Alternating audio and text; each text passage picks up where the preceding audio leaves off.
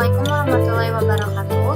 Saya Novita Krisnawati, kelompok 2B, bersama dua anggota lainnya, Naura Syukurahmani dan Nafisa Hanifah Indonesia, akan menjelaskan tentang analisis kualitatif protein.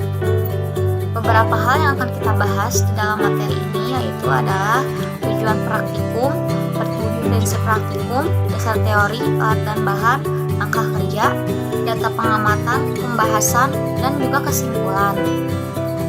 Ke dalam materi pertama yang akan dibahas yaitu adalah tujuan percobaan. Apa aja sih tujuannya? Yang pertama yaitu dapat melakukan analisis protein dengan menggunakan uji biolab. Yang kedua dapat melakukan analisis protein dengan menggunakan uji sampel proteara. Yang ketiga yaitu dapat melakukan analisis protein dengan menggunakan uji dihidrin. Lanjut ke materi kedua yang akan kita bahas di sini yaitu adalah prinsip percobaan. Percobaan pada uji bioret yaitu didasarkan pada pembentukan senyawa kompleks berwarna ungu ikatan peptida dalam protein dengan CO2+ pada suasana basah. Uji sampel proteara, nitrasi dari gugus benzen dari protein dengan HNO3 maka akan menghasilkan senyawa berwarna kuning dan dengan NaOH membentuk garam senyawa berwarna jingga. Uji ninhidrin didasarkan pada pembentukan senyawa berwarna ungu hasil reaksi asam amino bebas dengan ninhidrin teroksidasi. Lanjutkan pada dasar teori. Protein adalah sekelompok senyawa organik yang nyaris keseluruhannya terdiri atas karbon, hidrogen, oksigen, dan nitrogen. Protein biasanya suatu polimer yang tersusun atas banyak subunit atau monomer yang dikenal sebagai asam amino. Protein merupakan makromolekul yang paling melimpah di dalam sel dan menyusun lebih dari setengah berat kering pada semua organisme. Semua makromolekul protein merupakan senyawa organik yang mempunyai berat molekul tinggi dan berkisar antara beberapa ribu sampai jutaan dan tersusun dari CHO dan N serta unsur lainnya seperti S yang membentuk asam-asam amino. Melalui reaksi hidrolisis, protein telah didapatkan 20 macam asam amino yang dibagi berdasarkan gugus R-nya. Berikut dijabarkan pergolongan tersebut. Asam amino nonpolar dengan gugus R yang hidrofobik antara lain alanin, valin, leusin, isoleusin, prolin, fenalamin, triptotan, dan methionin. Golongan kedua yakni asam amino polar tanpa muatan pada gugus R yang beranggotakan lisin, serin, treonin, sistein, tirosin, asparagin, dan glutamin. Beberapa fungsi protein dalam tubuh yaitu sebagai sumber energi, bekerja untuk memperbaiki sel dan jaringan, sebagai pembentuk hormon, enzim, dan antibodi, pengatur kadar asam basa dalam tubuh. Di dalam tubuh, protein memiliki siklus di mana protein dipecah menjadi komponen yang lebih kecil atau asam amino atau peptida. Protein disusun oleh beberapa asam amino molekul. Asam amino disusun oleh gugus alkil atau aril, amin, dan karboksil. Gugus-gugus tersebut aktif sehingga protein dapat Identifikasi protein disebut juga uji kualitatif protein. Lanjut, yang keempat ada alat dan bahan. Beberapa alat yang kita gunakan pada praktikum ini antara lain tabung reaksi, rak tabung, pipet tetes, gelas kimia 100 ml, gelas kimia 400 ml, gelas ukur 10 ml, gelas ukur 25 ml, penjepit tabung, kaca arloji, botol semprot, kaki 3, batang mengandung, prendika, pembakar dosen. Ada juga bahannya yaitu sampel bahan makanan atau biskuit Roma, standar albumin 5%, NaOH2n, COE4 1%, dan COE4 5%, HNO pekat, NaOH 50%, HgNO3 5%, asam oksalat 5%, dan serbuk Mg dalam air, asam glikosilat, asam sulfat pekat, ninhidrin 0,1%, natrium karbonat 5%, HgCl 5%, NH4 CuSO4 padat, CH3COH 5N. Bagian yang kelima yaitu langkah kerja. Langkah kerja pada uji biuret yaitu campurkan 2 ml NaOH2n dengan 2 tetes CuSO4 1% dalam 2 buah tabung reaksi. Lalu tambahkan 1 ml sampel dan albumin ke dalam masing-masing tabung. Terbentuknya warna ungu. Yang kedua, uji santoproteat. Langkah kerjanya campurkan 2 ml sampel dan albumin dalam tabung reaksi berbeda dengan 1 ml HNO3 pekat. Lalu tambahkan 50 tetes larutan NaOH 50%. Terbentuknya warna jingga menandakan adanya gugus benzen dalam protein.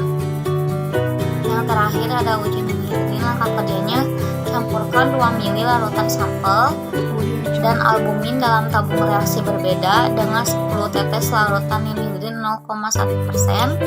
Panaskan campuran perlahan-lahan selama 1-2 menit lalu dinginkan. Terbentuknya warna ungu menandakan adanya asam amino bebas di dalam sampel. Bagian keenam yaitu ada data pengamatan. Pada tabel ini ada perlakuan, ditambahkan 2 ml NaOH2n, ditambahkan 2 tetes CuSO4. Pengamatan sampelnya yaitu biru keunguan, kontrol positif albumin berwarna ungu, pada MSG ungu biru, glisin biru jelas. Kontrol negatifnya pada Aquades berwarna biru muda. Kesimpulan, biskuit dan albumin mengandung protein. Perlakuannya ditambahkan HNO3 1 ml, dipanaskan, ditambahkan NaOH 50%. Pengamatan sampelnya terdapat warna jingga tetapi cepat hilang. Kontrol positif albumin endapan jingga. Pada MSG tidak berubah, glisin tidak berubah. Kontrol negatifnya pada Aquades tidak berubah, dan juga kesimpulannya biskuit mengandung gugus benzen dalam jumlah yang sedikit. Perlakuan yaitu ditambahkan ninhidrin 10 tetes lalu dipanaskan. Pengamatan sampelnya yaitu tidak berubah. Kontrol positif albumin tidak berubah. Pada MSG ungu dan pada glisin biru ungu. Kontrol negatif Aquades tidak berubah. Kesimpulan, biskuit tidak mengandung asam amino bebas, begitupun dengan albumin. Selanjutnya yaitu pembahasan. Uji biuret adalah uji paling umum yang digunakan untuk mendeteksi ada tidaknya ikatan peptida yang membentuk suatu protein. Uji positif ditandai dengan munculnya warna merah muda sampai ungu pada uji biuret, berfungsi untuk menguji kandungan protein dalam suatu zat atau makanan. Apabila setelah ditetesi biuret, makanan atau sari makanan yang mengandung protein akan berubah menjadi berwarna ungu. Uji ninhidrin dilakukan dengan menambahkan beberapa tetes larutan ninhidrin yang kemudian dipanaskan. Reaksi ini terjadi dengan terbentuknya warna ungu pada bahan uji. Pembentukan kompleks CO2+ dengan gugus CO dan NH dari rantai-rantai dalam suasana basah. Uji ninhidrin untuk menunjukkan adanya senyawa-senyawa yang mengandung gugus amida asam yang berada bersama gugus amida yang lain. Terakhir yaitu kesimpulan. Pada uji biuret, pada sampel biskuit warna berubah menjadi biru keunguan, maka pada sampel biskuit positif mengandung protein. Pada albumin warna berubah menjadi ungu, maka albumin positif mengandung protein. Uji santoproteat. Pada sampel biskuit terdapat warna jingga tetapi cepat menghilang, maka biskuit mengandung gugus benzen dalam jumlah sedikit. Uji ninhidrin. Pada sampel biskuit dan sampel albumin tidak terjadi perubahan warna, maka biskuit dan albumin tidak mengandung asam amino bebas. Ada video yang akan kelompok kita sampaikan tentang uji kualitatif protein. Disiapkan alat dan bahan berupa gelas kimia, tabung reaksi, gelas ukur, pipet ukur, batang pengaduk, spatula, dan kaca arloji. Disiapkan pula bahan berupa CuSO4, NaOH, ninhidrin, micin, MSG, glisin, Aquades, dan sampel biskuit. Langkah pertama, haluskan beberapa buah sampel biskuit menggunakan lumpang dan alu. Haluskan hingga benar-benar halus. Setelah halus, lakukan sampling dengan metode Koning quartering. Metode Koning quartering ini merupakan sampling di mana sampel digundukan kemudian dibagi menjadi 4 daerah sama rata. Sampel digundukan menyerupai kerucut. Setelah sampel selesai digundukan, bagi sampel menjadi 4 bagian sama rata. Dengan membaginya pada 2 daerah terlebih dahulu, kemudian dibagi menjadi 4 daerah sama rata.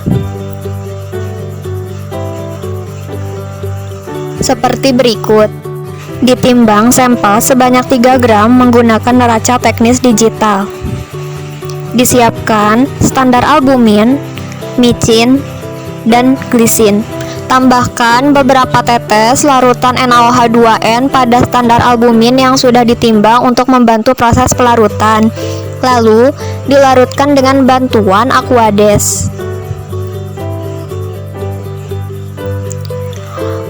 Untuk standar MSG dan glisin, langsung dilarutkan menggunakan Aquades.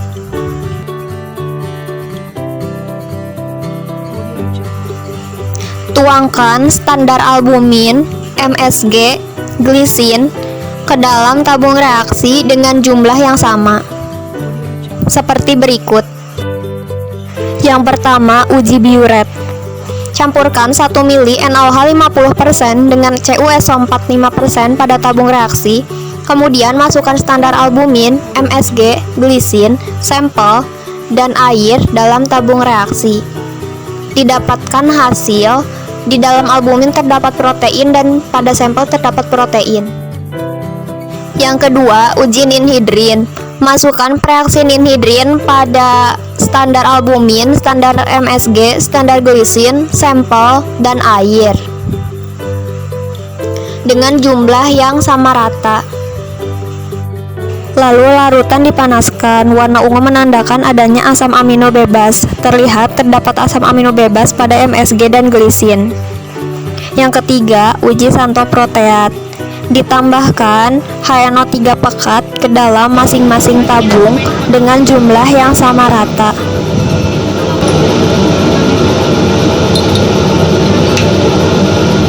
Kemudian larutan dipanaskan. Warna jingga menandakan adanya gugus benzen. Warna jingga jelas terlihat pada albumin dan pudar pada sampel. Assalamualaikum warahmatullahi wabarakatuh. Kami dari kelompok 2B, saya Novita Krisnawati bersama rekan saya Nora Suparamadi akan menjelaskan tentang penetapan kadar protein metode Makro-Octielda. Materi yang akan kita bahas pada pembahasan kali ini yaitu tujuan percobaan, prinsip percobaan, dasar teori, alat dan bahan, langkah kerja, data pengamatan, pembahasan dan juga kesimpulan. Pada bagian pertama yaitu tujuan percobaan. Tujuannya yang pertama yaitu dapat melakukan penetapan kadar protein dengan metode Makro-Octielda. Yang kedua, dapat menentukan kadar nitrogen dalam sampel. Dari kedua yaitu prinsip percobaan. Prinsipnya, sejumlah tertentu sampel didestruksi dengan asam sulfat pekat dan katalis garam dieldal, lalu didestilasi dengan penambahan natrium hidroksida pekat dan logam zinc. NH3 yang terbentuk direaksikan dengan larutan HCl standar terlebih dan terukur. Kelebihan HCl dititrasi dengan larutan natrium hidroksida standar terhadap indikator metil merah hingga TA. TA-nya jingga merah pada TE, MEK N sama dengan MEK HCl, MEK NaOH. Materi ketiga yaitu dasar teori. Protein merupakan salah satu dari biomolekul raksasa selain polisakarida, lipid, dan polinukleotida yang merupakan penyusun utama makhluk hidup. Selain itu, protein merupakan salah satu molekul yang paling banyak diteliti dalam biokimia. Protein ditemukan oleh George Jacob Berzelius pada tahun 1838. Protein sendiri mempunyai banyak sekali fungsi di tubuh kita. Pada dasarnya, protein menunjang keberadaan setiap sel tubuh. Proses kekebalan tubuh. Setiap setiap orang dewasa harus sedikitnya mengonsumsi 1 gram protein per kilogram berat tubuhnya. Kebutuhan akan protein bertambah pada perempuan yang mengandung dan atlet-atlet. Kekurangan protein bisa berakibat fatal, contohnya kerontokan rambut, hipotonus, gangguan pertumbuhan, dan hati lemak. Metode Gelda merupakan metode yang sederhana untuk penetapan nitrogen total pada asam amino, protein, dan senyawa yang mengandung nitrogen. Gedal pada umumnya dapat dibedakan atas 2 cara, yaitu cara makro dan semi makro. Cara makro Gedal digunakan untuk contoh yang suka dihomogenisasi dan besar, contoh 1-3 gram, sedang semi makro Gedal dirancang untuk contoh ukuran kecil, yaitu kurang dari 300 mg dari bahan yang homogen. Analisis protein cara Gelda pada dasarnya dapat dibagi menjadi 3 tahapan, yaitu proses destruksi, proses destilasi, dan tahap titrasi. Yang pertama yaitu tahap destruksi. Pada tahapan ini sampel dipanaskan dalam asam sulfat pekat sehingga terjadi destruksi menjadi unsur-unsurnya. Elemen karbon, hidrogen teroksidasi menjadi CO, CO2, dan H2O. 2. Tahapan destilasi. Pada tahap destilasi, amonium sulfat dipecah menjadi amonia NH3 dengan penambahan NaOH sampai alkalis dan dipanaskan. Yang ketiga, tahap titrasi. Apabila penampung destilat digunakan asam klorida, maka sisa asam klorida yang bereaksi dengan amonia dititrasi dengan NaOH standar 0,1 N. Akhir titrasi ditandai dengan tepat perubahan warna larutan menjadi merah muda dan tidak hilang selama 30 detik. Bisa menggunakan indikator penentuan. Materi selanjutnya yaitu alat dan bahan. Alat yang digunakan pada praktikum kali ini yaitu botol timbang, tablet Gedal 100 ml, gelas ukur 25 ml dan 100 ml, corong pendek, gelas kimia 600 ml, lampu ukur 100 ml, pipet ukuran 10 ml, adaptor, selang, lampu Gedal berasap, alat destilasi semi mikro Gedal, kaki 3, kasa asbes, batang pengaduk, magnetik stirer, buret, lem, statif, botol semprot, dan juga pipet tetes.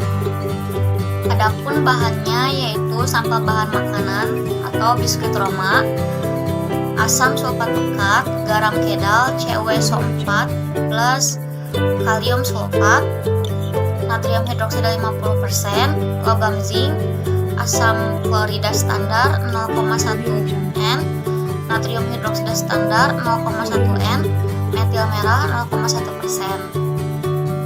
Selanjutnya adalah langkah kerja. Mari kita simak video berikut.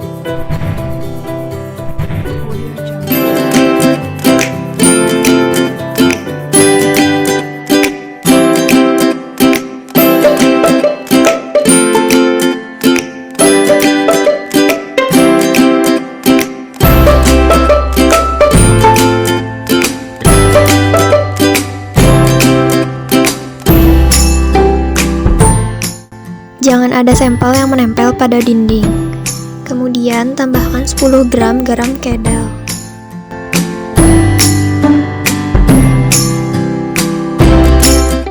Lakukan proses destruksi di ruang asam hingga hilang asam putih dan larutan menjadi jernih.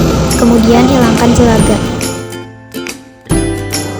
Tambahkan 100 ml aqueous ke dalam rabuk Gedal yang berisi sampel yang telah didestruksi. Dirangkai alat destilasi yang terdiri dari labu destilasi, still head, kondensor, adaptor, dan wadah penampung.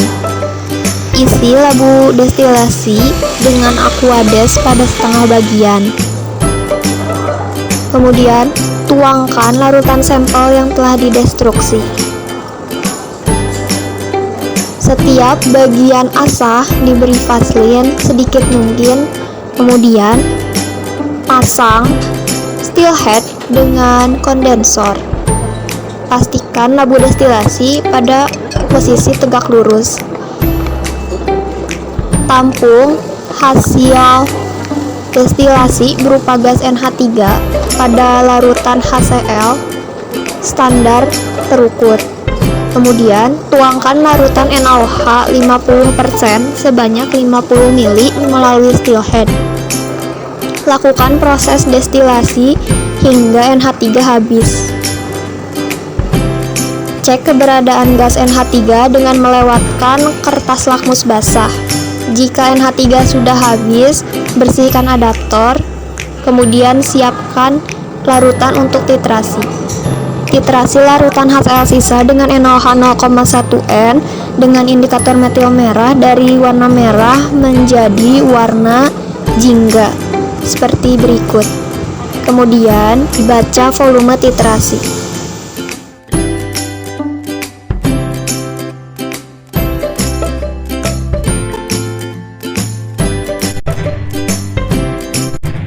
Setelah sampel telah didestruksi kemudian didestilasi sehingga gas NH3 bereaksi dengan HCl standar terukur berlebih, maka HCl sisa yang ada pada larutan dititrasi dengan larutan NaOH standar 0,1 N dan didapat hasil titrasi sebesar 30,25 ml dengan perubahan warna dari merah menjadi jingga merah.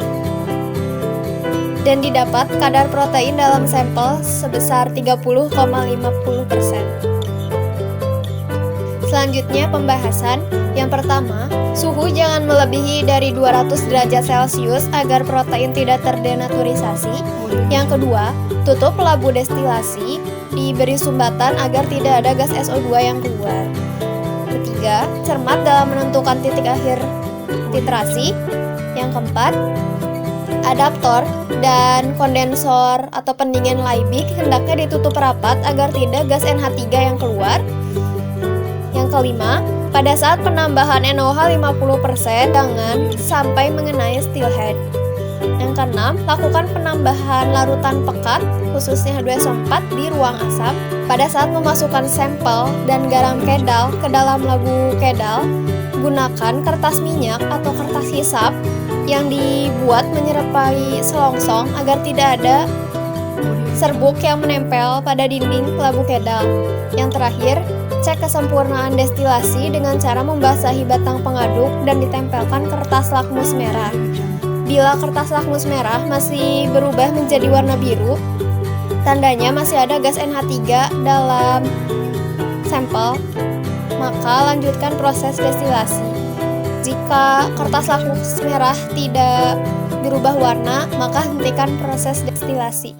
Protein adalah kelompok biomolekul besar yang tersusun atas satu atau lebih dari rantai panjang asam amino. Protein memiliki fungsi sebagai mempercepat reaksi metabolisme, mereplikasi DNA, menanggapi rangsangan, serta memberi bentuk sel dan tubuh. Perbedaan antara protein satu dengan protein lainnya dilihat dari susunan gugus asam aminonya. Pada hari Kamis tanggal 19 April 2021, didapatkan kadar protein dalam sampel biskuit sebesar 30,50%. Sekian yang bisa saya sampaikan, semoga ilmunya bermanfaat. Wassalamualaikum warahmatullahi wabarakatuh.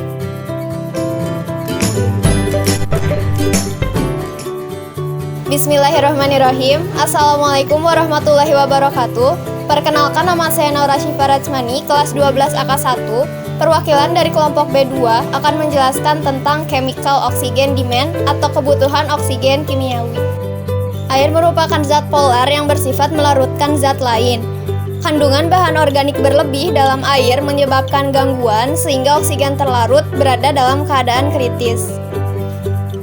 Semakin besar zat organik di dalam suatu perairan, maka COD memiliki nilai yang tinggi dan kelarutan oksigen menjadi rendah sehingga kualitas air menjadi jelek.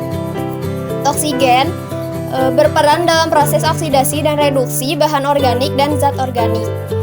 Zat organik mengubah oksigen menjadi gas karbon dioksida dan air sehingga perairan menjadi kekurangan oksigen. Prinsip percobaan dari chemical oxygen demand adalah zat organik dalam sampel air dioksidasi oleh K2CR2O7 standar berlebih dalam suasana asam dan panas. Kemudian, K2CR2O7 sisa dititrasi dengan larutan FAS dengan bantuan indikator ferroin sehingga terjadi perubahan dari warna biru hijau menjadi merah kecoklatan.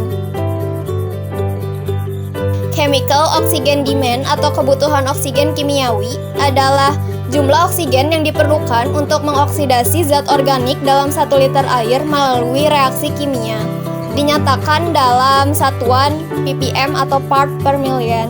Dengan prinsip reaksi, zat organik ditambah oksidator dalam suasana asam menghasilkan gas CO2, H2O, dan Cr3+. Semakin sedikit kadar zat organik di dalam air, maka semakin sedikit pula kadar COD atau rendah kadar COD. Kadar DO menjadi tinggi, kualitas air bagus. Kelebihan analisis COD dibanding BOD adalah memakan waktu yang relatif singkat, hanya sekitar 3 jam, jika BOD memakan waktu hingga 5 hari. Yang kedua, kadar COD berada pada kisaran 50 hingga 800 mg per liter, sehingga tidak dibutuhkan pengenceran sampel. Kekurangannya, yang pertama, sulit membedakan antara zat yang teroksidasi dan yang tidak teroksidasi. Penyimpangan bakunya sebesar 13 mg per liter.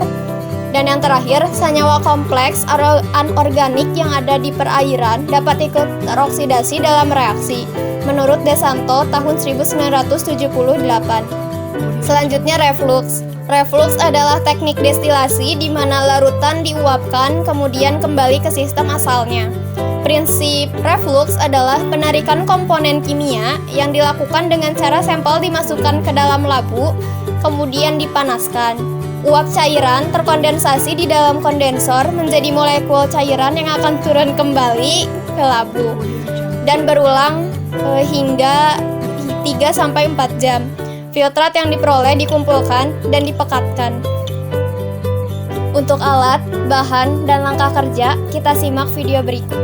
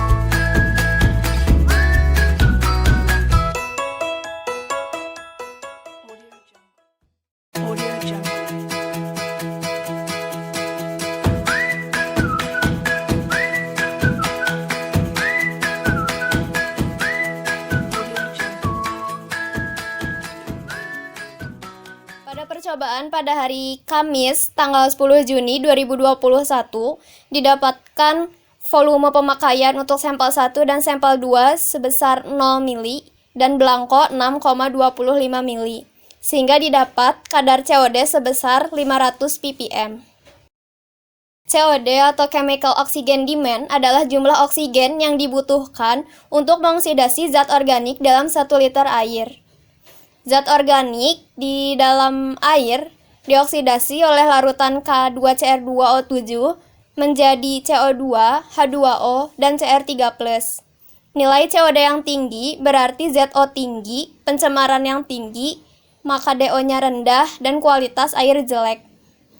Fungsi Ag pada larutan H2SO4 AgSO4 adalah sebagai katalisator.